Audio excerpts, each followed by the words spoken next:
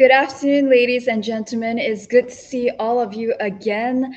Same drill. Welcome to Talking Live with Macy. We are currently waiting for 15 people to join the stream, to tune in, to find out more about colon cancer, about early detection, which is something I heavily advocate.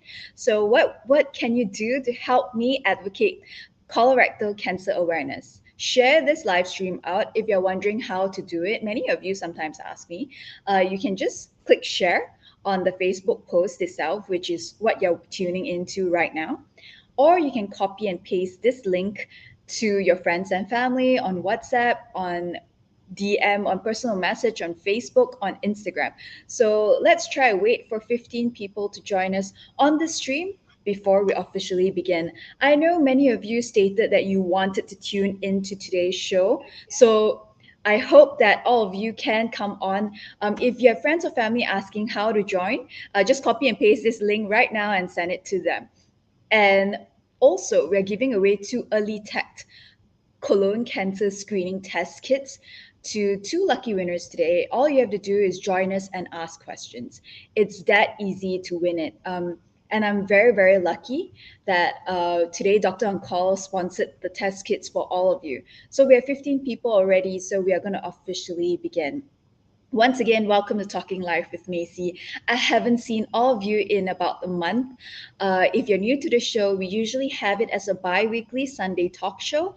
But because things are open up, I need to kind of schedule my availability as well as the doctor's. So just stay tuned to my social media pages on Facebook and Instagram to find out more, and you'll know when the next session is. Today's session is a very special session because it is related to colorectal cancer, or rather colon cancer. Before that, for those of you who are tuning in, we're giving away two early tech colon cancer screening test kit. It looks exactly like this from Dr. On Call. One kit is worth 1,300 ringgit. So all you need to do is actually just ask as many questions as you want, and we'll pick the winners at random. So do ask away. You could do us a favor to raise awareness about colorectal cancer by sharing today's show with your friends and family. And if you're wondering what today's topic is about, today we're going to talk about the many ways to detect colorectal cancer, which encompasses the colon and rectal gastrointestinal tract, which is the bottom half. As you all may know, I'm a colorectal cancer survivor. And just to share with you a little bit more about my story, I discovered colorectal cancer when I was 27 years old. And for those of you who have heard the story already, just bear with me for a couple of minutes for the newbies who have not heard my story.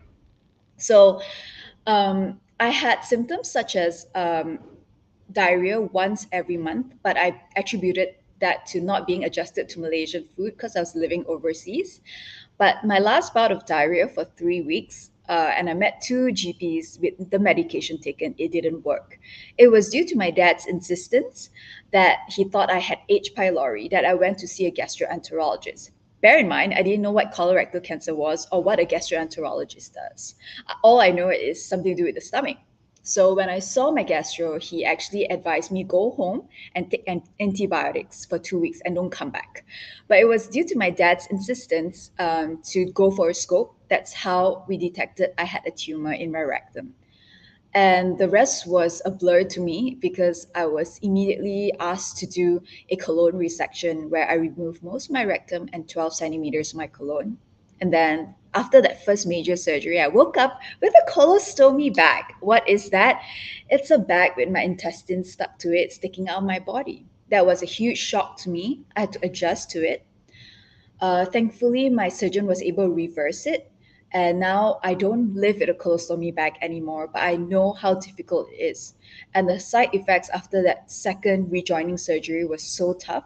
I just stuck near the toilet for 1 year because it was like being a baby all over again.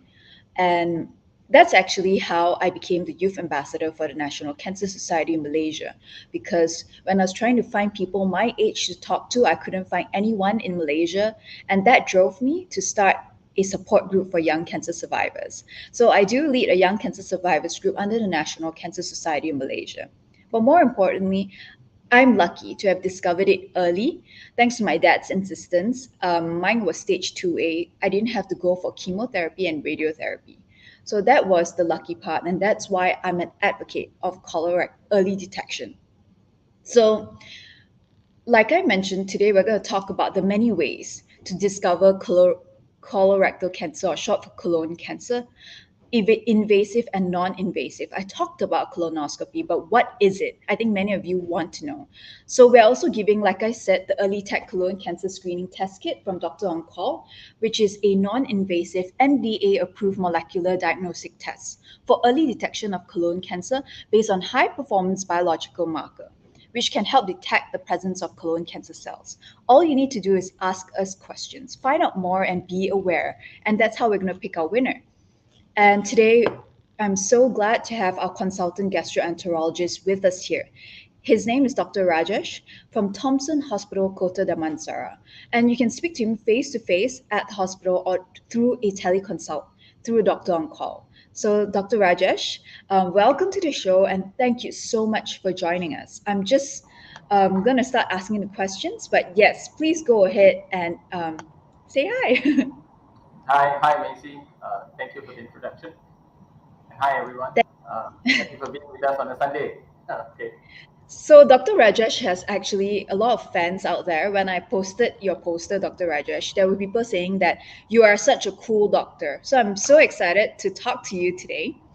So Dr. Rajesh, I'm just going to jump straight into the questions, but more to the audience, please start asking questions now because we don't want a backlog of questions at the end. So ask questions, find out, and be aware.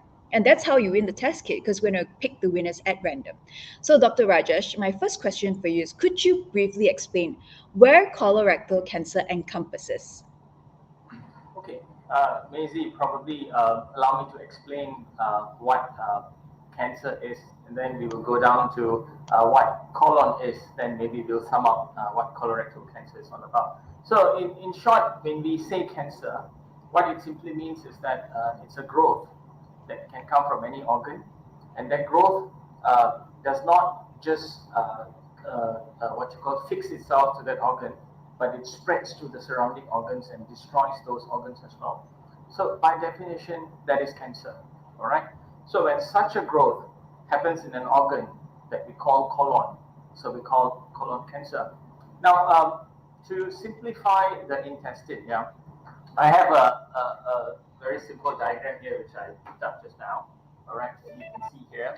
Okay, for one to understand colon cancer, you need to understand the intestine a little bit. Okay, hold on, let me get this right. Yeah, okay. So the intestine can be divided into upper 1/3, middle 1/3, and lower 1/3. Okay, so the upper 1/3 is where all the digestion takes place. Middle 1/3 is where all the absorption takes place, and the lower 1/3, the colon, okay, is where all the waste comes. Okay, so the colon starts here. Okay, this is the right side. It goes all the way to the left, and then it joins an organ called the rectum, and then the last bit of it, which is about 3 to 4 centimeter, the anal canal. So that's the colon. Okay, so if you have a growth anywhere in this organ, the colorectal area and the anus, we call it the colon cancer. All right. That's So interesting. that's colon cancer. So now we all know where it encompasses. After we see that, that's our intestines, guys. Um, I think now the main question is how do we detect colorectal cancer? What's the usual methods of detection? Okay. Uh, uh, Usually there are two components to this. One is the diagnostic approach. Another one is a screening approach. Diagnostic approach is when someone comes with a symptom, then I start looking for a problem. Screening is when you have no symptoms at all, but I put in few measures to see whether you have any nasty things that are growing in the colon. Okay. So here, I believe, Maisie, your question is for the diagnostic ones, yeah? Is that right? Or the screening ones we are talking about? I think more for early detection. So I would say screening. Screening, huh? So screening by definition, that means we are doing some tests in someone who's perfectly healthy. That means you've got no symptoms at all. Yeah. So at current the guidelines that was published in 2018 in America, the recommendation for screening starts at 45 years of age. There are few methods by which we Yes. can go about screening. Up to before 2018, the recommended age was 50 and above. Yeah. After 2018 is 45. Why? Because they realized that the number of colon cancer cases have been dropping down for those who are 50 and above, but for those below 50, it's increasing by 2% every year. Wow. So that's why they brought down the age cutoff at 45. All right. Okay. So how many ways can you pick up this Yeah. disease? Easy, yeah. So one is by examining the stool. There are many ways. Another one by doing structural examination. All right. So let's talk about the stool, Maisie. Yeah. So there are a few methods. The commonest use of late is called high sensitivity Guavic test. So that's a standard stool or cut blood test. The conventional Guavic test is not used anymore. So we use the high sensitivity Guavic test. One step better than that is called the FIT or fecal immunohistochemical testing. Mm. All right. Another step better than that would be the multi-targeted molecular DNA testing. All right. That's the test kit that's been given out today. And then, of course, in some countries, they also have this, what we call as um, a washable or a flushable lining, where you just put the paper, which is a biodegradable paper, in your toilet, just poop in it, and you just flush for 3 days. If the color changes, then yeah, you have stool or cut blood. So that's Wow. also based on Guavic test. Yeah, it's very easy. So those are the stool tests that one can use to detect what we call as blood in the poop. So if there is blood in the poop, then there is a higher chance that you can have something in the intestine. All right. So the first two tests that I was talking about just now, the Guavic and the FIT test, you look for blood in the stool. The third test that I mentioned just now, which is the DNA, you look for certain chemicals in your stool that would be present if you have either a carcinoma or a very large polyp. Then you'll start releasing some of these chemicals, and you can pick these chemicals up in your poop.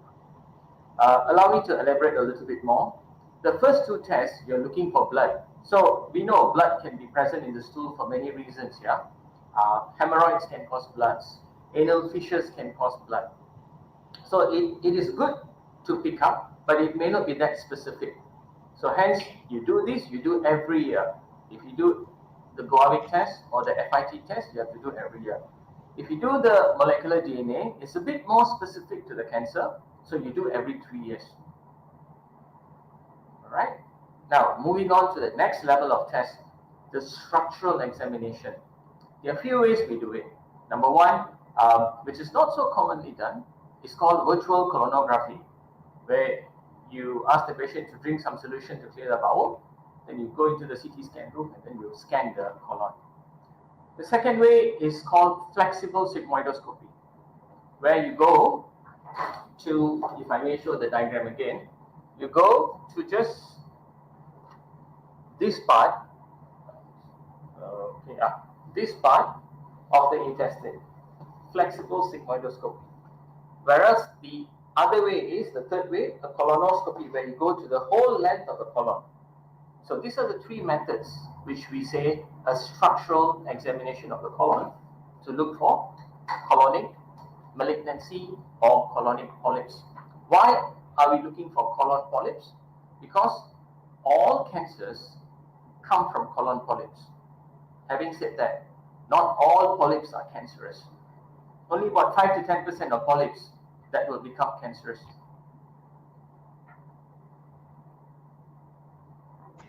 Thanks a lot for the very, very clear explanation, Dr. Rajesh. So you've discussed about the screening tests, which is, I think I would like to clarify for the audience, that is non-invasive because we don't, am I correct, Dr. Rajesh?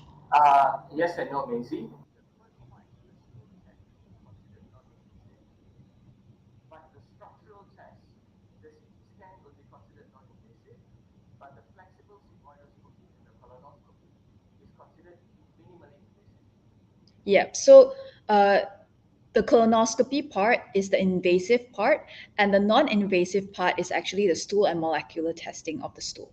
So just to clarify that for all of you, thanks a lot, Dr. Rajesh. The next question is, like I mentioned, I know that colonoscopy in general is invasive. Can you explain why and how the procedure is like? Now, colonoscopy is considered minimally invasive. It's usually done in a proper setting. It's called daycare, by which the patient will be fully sedated so that patient is comfortable.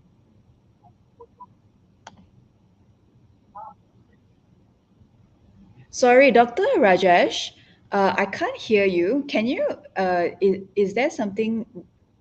Can you hear me now? Okay, yes, I can hear you. To the audience, can you hear now? Because some of them cannot hear. Oh, really? Yeah, How uh, about you? I, Hear me now? I can hear you now, Okay. but they can't hear you. See, I'm not sure why. neither do I. All seems okay here. Uh, if you guys, can you guys hear me? You just cannot hear doctor? Okay, so they cannot hear you. Uh, Dr. Rajesh, maybe you unplug your earphones and can you use? Okay, What about now? Doctor. Okay, Dr. Rajesh, you're very soft, so you need to go closer to your mic. Uh, okay. Mic, Y- mic is here. your mic Okay. is The okay. I this think mic. now it's better. Okay, Loud and clear. Better. yeah, now it's clear. Yes, everyone Okay. says good. Okay, good. Thank Good. you. Sorry, guys. Thanks for highlighting that. Okay. All right. Okay.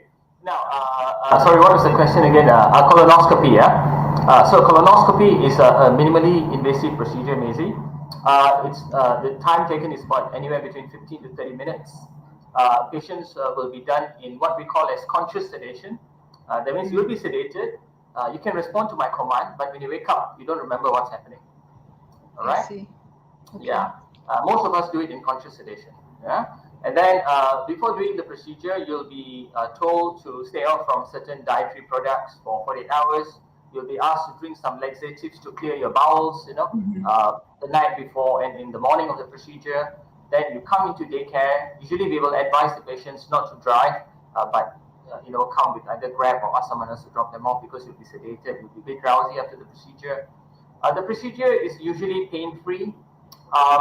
When we do the procedure, we will glide what we call a fiber optic flexible scope into the anus and all along the colon, looking for these polyps or early cancers.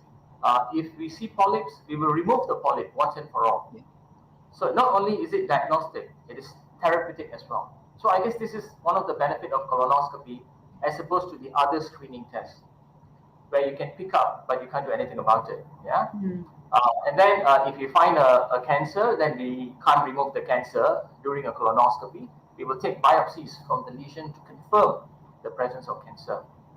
How safe is it? Very safe. What is the risk of anything going wrong? There are two things that we always tell to patients. Number one, there's a small risk of bleeding.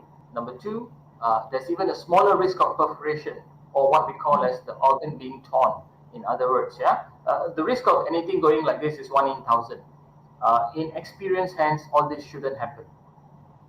Yeah. So I think more importantly is the fact that a lot of people have asked me how the colonoscopy procedure is like, and Dr. Rajesh has given us a clear explanation that, like he mentioned, you will be sedated, and then a camera will go inside to check.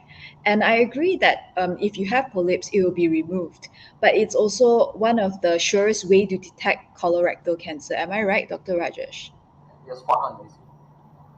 Okay, so talking about colonoscopy, at what age do you recommend? At what age and when do you recommend a colonoscopy? um, for when we say average risk population, that means Correct. the common people who have no risk factors to develop colon cancer. Yeah. Latest guidelines is at 45. And those who have risk? Okay. Now it depends on what risk we are talking about. Yeah. So the commonest risk that you always encounter is any one of the family members having colon cancer, or any one of the family members having history of large polyps, or any one of the family members have what we call as the cancer family syndrome. That means either one of them have a uterine cancer, ovarian cancer, or breast cancer, then we will rope them in as individuals with high risk. So the commonest is, of course, family history of colon cancer. If you have someone with colon cancer in your family, then we take that age, we minus by 10 or 40 years, whichever that's earlier. Then we Okay. start the screening at that age, and from there on, every 5 years, if we find nothing in the colon. Okay, thank you for that.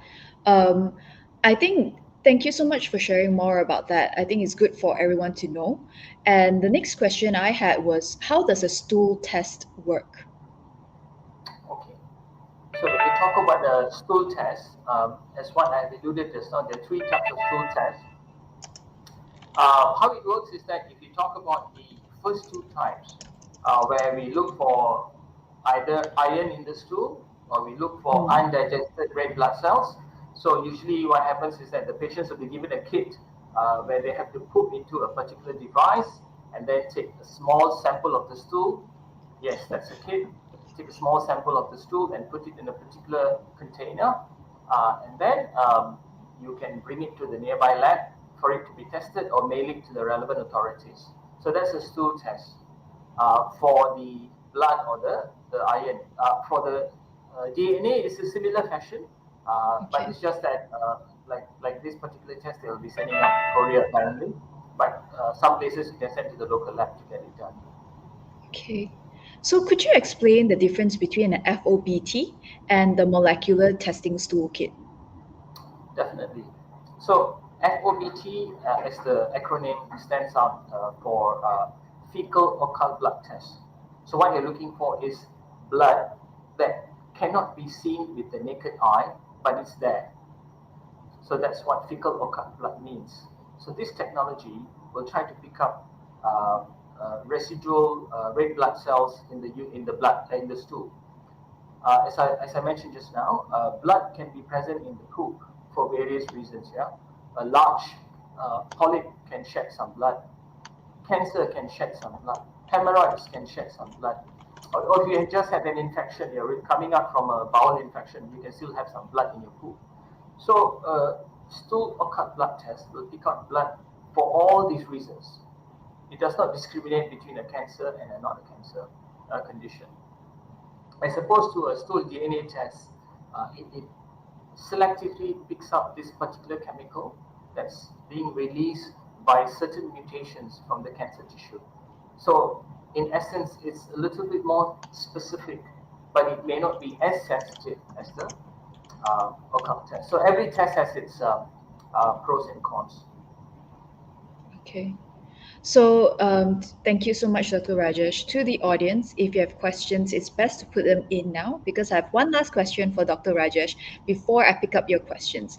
All you need to do to win the Early Tech Colon Cancer Test Kit is to ask questions, and we'll pick the most relevant questions to today's show. Okay, now my last question is, when would you recommend to take a stool test? Um, when you're 45 and above, you should start doing your stool test, and you can do it every year. Or of course, the other option is you can get your colonoscopy done. The gold standard for picking up colon cancer is still colonoscopy, but for some various reasons, if you can't do a colonoscopy, then yeah, you can get a stool test done either yearly or every 3 yearly, depending on the type of stool test that you're doing. Okay. All right, thanks a lot, Dr. Rajesh. That's all my questions for today. Now I'm going to start asking questions from the audience. So thank you. Hi, everyone. I see all of you saying hi. I'm looking through the questions now. Dr. Rajesh, like I said, you treated one of your patients. I'm not sure whether you remember him. He said he was in the ICU due to dengue shock.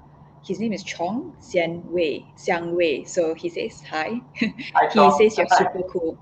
Oh, thanks, So Sean.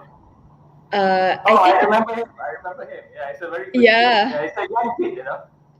Did I Yeah, get that so right? Yeah, yeah. he says hi to you, and he I says you're very cool, one of your fans. okay. Now, I had a question from, I think, from Cindy. She asked, "What are the symptoms of colorectal cancer?" Good question, Cindy.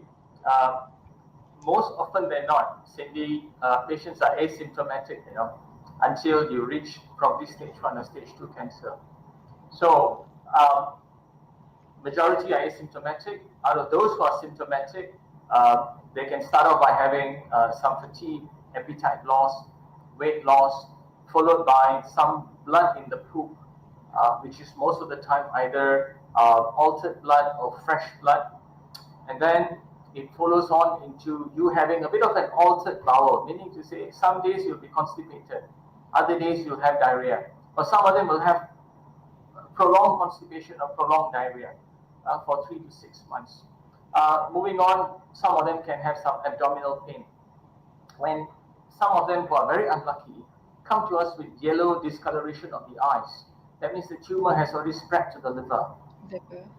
Yeah, so Okay. these are the various methods by which patients present to us. Okay. Hope that answers your question, Miss Cindy. The next question is from Miss Sonia. She says, "Hi, doctor. My mom died of colon cancer 10 years ago. Does that mean that I'm at risk too?" Hi, Sonia. Important question is how old was your mom when she passed away from colon cancer? If Mm. the colon cancer happens any time after the age of 60, all right, then we can consider you as being an average risk population. If anything less than 60, meaning to say the age by which she had the colon cancer, then you should be treated as a high risk individual. All said and done, take the age by which your mom was diagnosed of having colon cancer, minus that by 10 or 40 years of age, whichever that is earlier, you should start your screening. Okay? Okay. The next question is from Mr. Chin. He asked, "Does regular inflammation of the colon increase the risk of colon cancer?" Yes. Very interesting question, Mr. Chin. If I may elaborate a little bit more, herein we are looking at what are the risk of colon cancer. Okay, so when we talk about risk, right, we talk about modifiable risk and non-modifiable risk. Yeah, and we did not cover that, Maisie. I may just tell them this. Yeah, so the non-modifiable risk is age. As you age, all of us can develop some polyps. Yeah, you can't change that. Number two, race. We know in America, the African Americans have higher risk of developing colon cancer. In Malaysia, the Chinese race have slightly higher risk than the Malays and Indians in developing colon cancer. All right, and the third thing is your uh, uh, one is age, number two race, yeah. Then the family history. You can't change your Mm. family history. Nobody in your family has colon cancer. You're going to have high risk of getting colon cancer. The other non-modifiable risk is bowel inflammation. If you have a condition called inflammatory bowel disease, for instance, Crohn's disease or ulcerative colitis, that puts you at a higher risk of developing colon cancer. So, by which we are answering Mr. Chin's question, yes, persistent bowel inflammation in the form of inflammatory bowel disease, yes, can increase your risk of developing colon cancer. But if I may add a little bit more, there are other modifiable risk factors that is within our control, which is being overweight. So you need to physically be active, try to reduce obesity, having diabetes, you need to control the disease, smoking, you need to stop smoking, eating a lot of processed meat and red meat, you need to cut down, probably take more fiber. And there's some evidence that the more calcium you take and the more vitamin D you take, or some drugs like aspirin can reduce the risk of colon cancer. So these are some of the risk factors that we know that can predispose or prevent us from getting colon cancer. I see. So, for those who are wondering, I getting colorectal cancer or colon cancer at 27. I'm a shock to most doctors, even my gastroenterologist, because I have zero family history of colon cancer and cancer in general. So yeah, I'm the first one. So that's I became quite an interesting case for my doctors. Uh, You're yeah. special, maybe. Yeah, that's why special and outlier. But thanks a lot, Dr. Rajesh. The next question is actually from your patient, Mr. Chong. He No, says he asked, just curious, what are the risk factors such as habits that can contribute to colon cancer? And if we detect colon cancer very early, is there a possibility to treat and control it with today's technology? two questions there from Chong. First question is, what are Mm, the habits? Yeah, the habits like what I mentioned just now, the modifiable risk factors. So obesity. So if you are physically inactive, that will increase your risk of colon cancer. Your other habits of, some of us like to eat a lot of processed meat, a lot of red meat intake and very little fiber in their diet. So that needs to change, And smoking is a habit that you can probably mm, reverse. So I mean, you can stop so that it reduces the risk of colon cancer. But these are some of the habits that can cause colon cancer. And then, if you pick it up early, it is totally curable. Colon cancer is one forgiving cancer, yeah, compared to the many cancers that's out there. Like pancreatic cancer is very lethal, yeah. Like for instance, pancreatic cancer, right? No matter, most of them pick up at a very intermediate or late stage. Only 5% make it. Whereas colon cancer, if you pick it up at stage 1 and 2, 90% of them make it for more than 5 years. And if you pick up at stage 3, 70%. If you pick up at stage 4, 20% make it. So, end of the day, of course, the goal is to pick up at stage 1 and stage 2, where survival rate is 90%. It's totally curable. mm. Agreed. So for me, it was just surgery, but I wore the colostomy bag. So it's surgery to remove most of my rectum and 12 centimeters of my colon, the colostomy bag, and rejoining. But I'm considered lucky already compared to those people who have to go through multiple rounds of chemotherapy and radiotherapy. So You're right. the next question is from Miss Jessica. She says both her mom's sisters, basically her aunts, had colon cancer in their late 50s. Is she considered high risk? Her mother and her aunts, yeah, Both her aunts. and her mother as well. Her mom didn't. Her just her Oh, aunts. so both her aunts, yeah. So that means Yeah. we are talking about second degree family members here. Yeah. First degree is considered your children, your siblings, your Mm. parents. That's first degree. Yeah. So this is second degree. If you have two second degree family members with colon cancer at that age, then you should get it. You should be considered as a high risk individual. Okay. Hope that answered your question, Jessica. Sonia had a follow up question. How do we keep the disease at bay? And her mom had colorectal cancer at 52. Okay. So yeah, you're high risk. So first thing, you need to get your screening done. That's one way of Mm. keeping the disease at bay. Number Yeah. two, I guess healthy lifestyle, like what we said just now.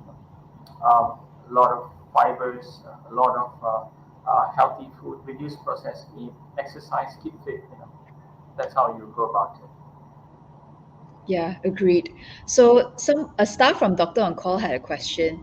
They say they're curious at what age do you recommend a colonoscopy and is age even a factor? But I think you've covered that, 45, and age is an identifiable risk, right?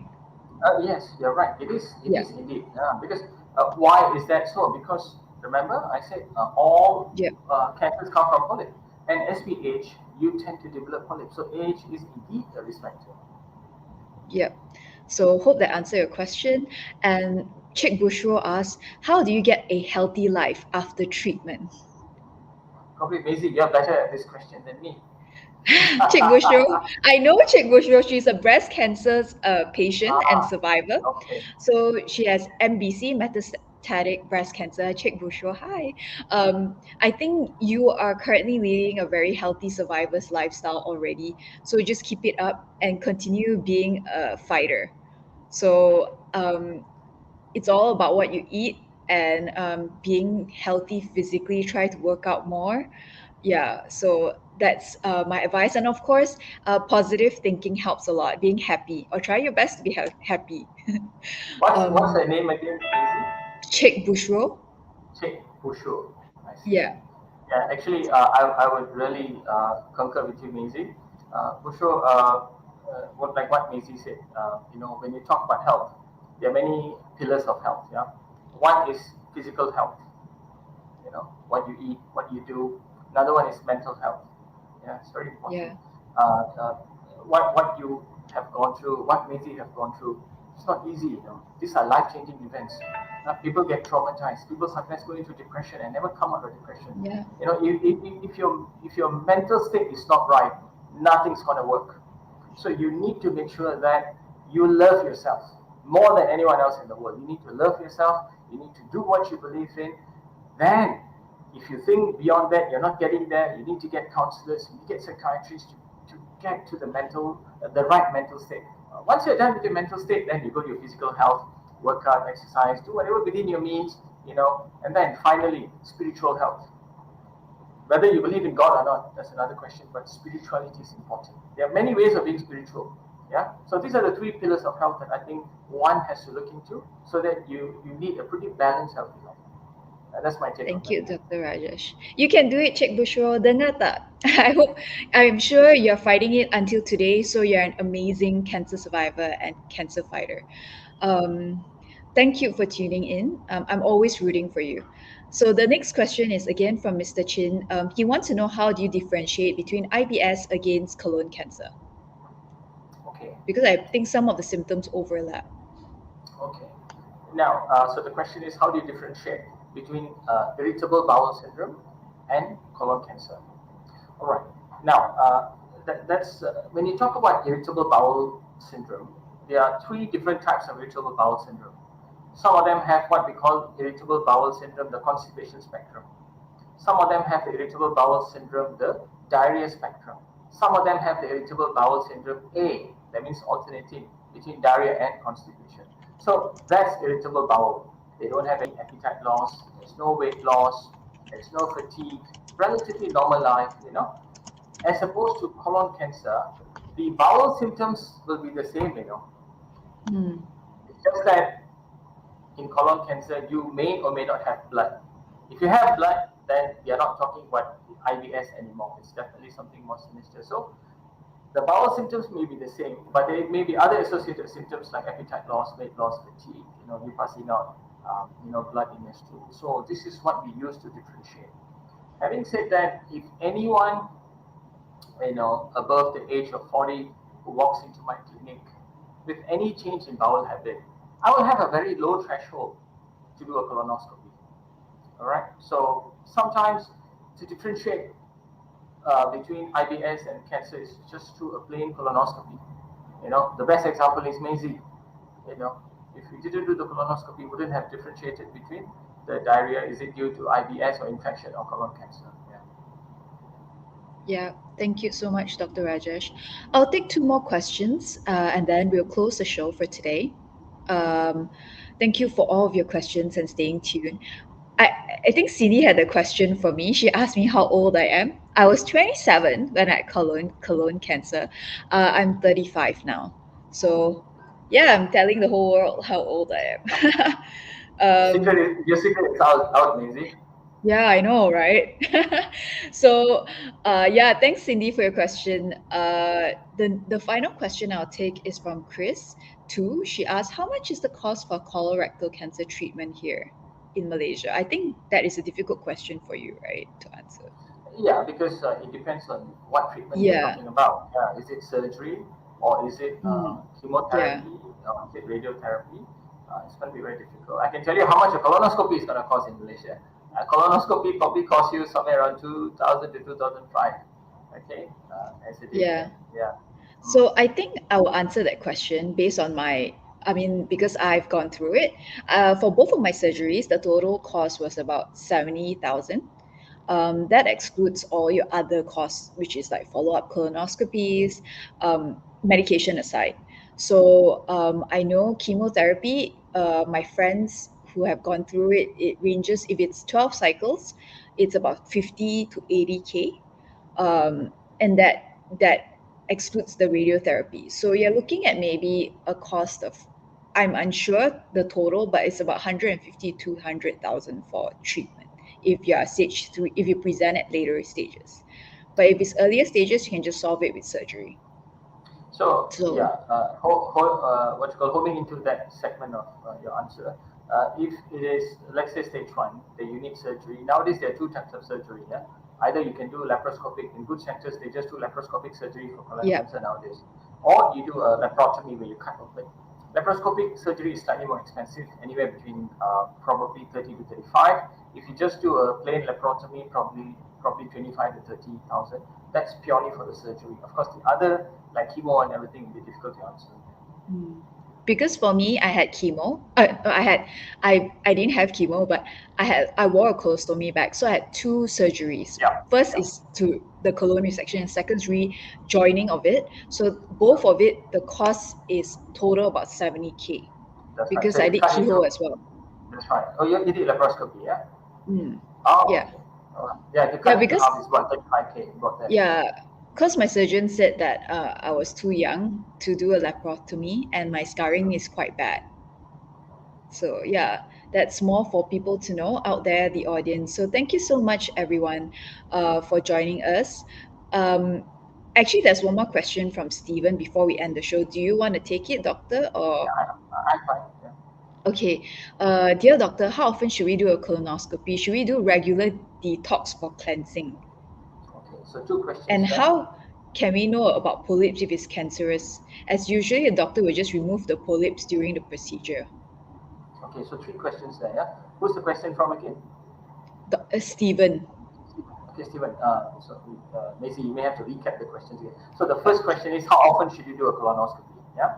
All right. Yeah. So again, we need to divide into average risk and high risk. If it's high risk patient, you have to start at 45, and every 5 years from there on. If you find nothing, if you find something, then probably you need to do a bit more frequent. Okay, depending on what you find. That's number one. Number two, for average risk population, you do 10 years once. Hmm. So remember, Okay. fecal occult blood, you do yearly, molecular DNA testing, 3 yearly. If you do colonoscopy, 10 years once. Okay. A good colonoscopy, yeah?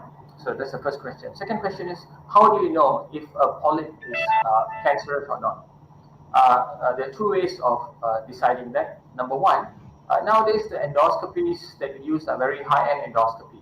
So we can magnify the image up to 40 to 50 times and study the surface architecture by certain technology. And I can predict whether there is any nasty tissue sitting on the polyp. That's one way. The second way is by removing the whole polyp and sending it to the lab. So actually nowadays we don't do biopsy anymore. For me, I will remove the whole polyp. Biopsy is taking a small pinch. Yeah. So for Yeah, me, I just do a remove. polypectomy. So we take it off from the Yeah. base. So we send it to the lab for it to be analyzed by the histopathologist. So that's how we know whether it is. But sometimes, if we know for a fact with the digital technology that I have, if I know for a fact it's a tubular adenoma with low-grade dysplasia, I won't even send it to the lab. I will just remove the whole thing and I'll throw it away because it's cost saving. The more I send to the lab, the more cost is Yeah. going to be incurred. Yeah. So that's how we position ourselves. So the third question was, what was it again? Sorry. Detox for cleansing. Do you recommend Detox. that? Detox is a myth. Okay. Yeah, I Okay. agree. Coffee enema and everything is a myth. So if you ask me, um, leading a good life, eating a lot of fiber by itself will detox your colon. So why do you need to detox with other agents? Yeah. So yeah, no, there's not much of a role for those kind of things in Yeah. real life. So that was the last question. Thanks, Stephen. Thanks for all of your questions, ladies and gentlemen. And thank you, Dr. Rajesh from Thompson Pleasure. Hospital, consultant gastroenterologist, for joining us on the show today. Once again, if you want to see him and find out more, you can go to the hospital for a face-to-face consult or a teleconsult through Doctor On Call. Thank you so much once again, Dr. Rajesh, for your very clear response and detailed explanation. And to all of you for your questions and staying tuned. We're giving away two of these early tech colon cancer testing kits. So we'll pick the winners at random based on the questions you've asked. And just stay tuned. I'll announce the winners on Monday or Tuesday on the same thread. And then I will personally message you for your details after. So thank you so much. And thank you to Dr. On Call for actually bringing Dr. Rajesh on the show today and for the test kits. So thank you all and have a great day ahead, everyone. Thank you, Dr. Rajesh. Thank you, Maisie. Have a good day. Bye. Bye. Bye. Have a good day. Bye, Bye, everyone. everyone. Take care. Thank you.